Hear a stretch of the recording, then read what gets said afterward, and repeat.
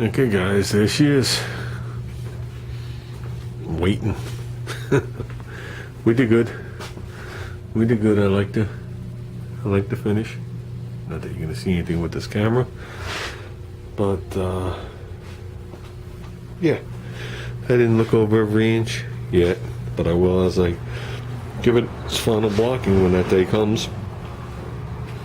So then we couldn't talk much as I was doing it. So basically what we just did was we did the roof. We did this complete quarter again, soft edge into the door. I did in here, did the back of the car. We did this lip, obviously in there. The quarter, the two doors. So now this whole car is in final prime. Unless something arises when I sand, but I don't think that's gonna happen. We will be cautious as we sand. It's no longer going to be like 220, let's go. Now we got to work our way down. Probably 600. The base coat recommends 4 to 6.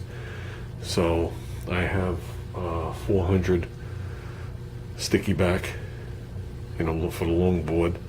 So we'll see after that. We're going to drop down to block length anyway.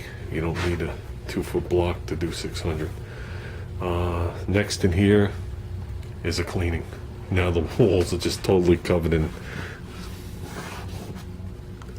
dust. So we gotta work on everything's covered with dust. The lift, everything is covered. So yeah, we gotta roll the car back. I think I'm gonna leave it in this position. I think when we paint it, we're gonna put it back towards the door, and that'll give me the almost 10 feet in front of the car, 9 feet in front of the car. So as the air comes in, it'll hopefully go up and draw up and not drop the dirt into the compartment. We'll start with that. But with that said, let's get past the boring shit. You guys have seen the car too many times. We got the paint. That's all that matters. Yeah, there's enough paint here to paint the Mack truck. So many words, but this is what we got. I don't have them in any particular order. There's a Ford color, Rangoon red. Okay, well I do have them in order. There's Olympic white. That's jam color. Okay, I'm not sure. Ruben's gonna have to tell me if that's the color he did his Nova. It's like a white, crisp white. And then we have Grabber blue, which is obviously a Ford color. This is Grabber blue from a 2012 Mustang. Not sure the differences in the shades, but that's kind of like where we have to be. And that's what we're going with.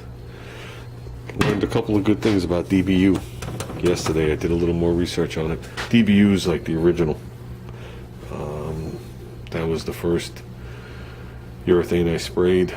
Here's the deal with DBU and DBC. We talked about this before, but you're about to learn something. Okay? I've told you before, I'm not a chemist. Okay? I don't want to be a chemist. Okay? You got the DT 870. That's 70-degree reducer is what that is. Okay, the DT is for DBC, not DBU. Okay, DBC uses a DT reducer. It's a straight-up reducer. So you put a reducer into the paint. It evaporates like a lacquer paint job. Good to go. They sell an optional activator / hardener for it. Stupid expensive. I got the can inside. The can inside was a couple of ounces for like $70, and that was 3 years ago. Okay, you have to add 5% of that. That's what I used on my roof. I used DBC on my roof. DBC also gets reduced 1 to 1. DBU gets reduced 1 part paint to 1.5 part DRR, which is reactive reducer. Okay, so a gallon makes what? 2.5 gallons worth of paint, sprayable paint, which is a shitload of paint.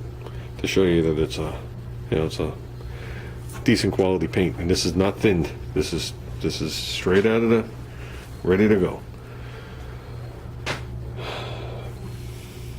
What people do is, I didn't know the science behind it. Once you know the science behind it, it's simple. You could use DT reducer in the DBU, and it dries just like the DBC, but you don't have that additional hardener in it, the activator, reactive activator.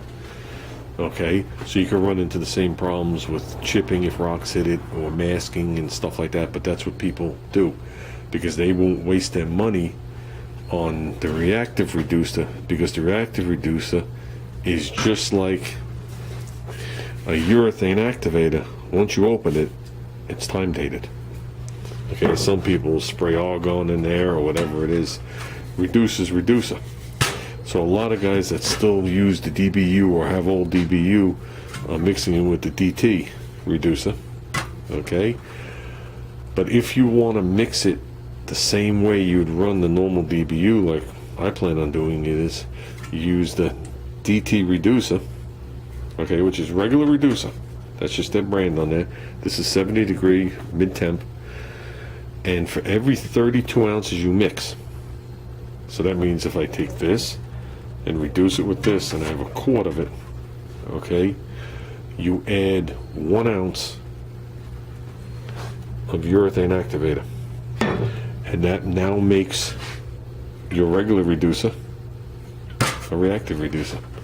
So that 1 ounce to the 32 ounces, so you wind up with 33 ounces worth of liquid to spray, is now activated and cures. Just like if you used a reactive reducer, but your reducer doesn't go bad sitting on the shelf. Eventually your urethane activator goes bad, but that goes bad anyway, and you're using that for your clear, so you're using that up and then throwing it out. Okay, so I actually just learned that yesterday. That was some information that I picked up on the HAM site, HAMB, and on the SPI site, and it seems to be the way the shops are running it. Some people like the DBU better than DBC. Some people like the DBC better than the DBU. DBC, which came out after this, is a little more exacting on color matches. So if you're painting a quarter panel and you got to blend it in, it's a little more exacting. There's less choices with the DBU. There always was since when they made it. I remember when I was introduced to it, and the guy was trying to match something or paint something, and they didn't have the paint code, and it's always been that way. They say the DBU is more tolerant if there's something wrong under the paint than the DBC, and the battle goes back and forth. The bottom line is DBC is taking over, or will eventually take over, the DBU. But knowing that you could use regular reducer and add that activator in, there's no reason to say, ah crap, I won't be able to spray this in 6 months or a year, which isn't the case. But yeah, so there's our paint. We will start painting probably on Saturday, so we got a lot of work in here to do, guys. I worked late tonight, so this is going to be the video, just a little gabbing, and I'm going to call it good. But yeah,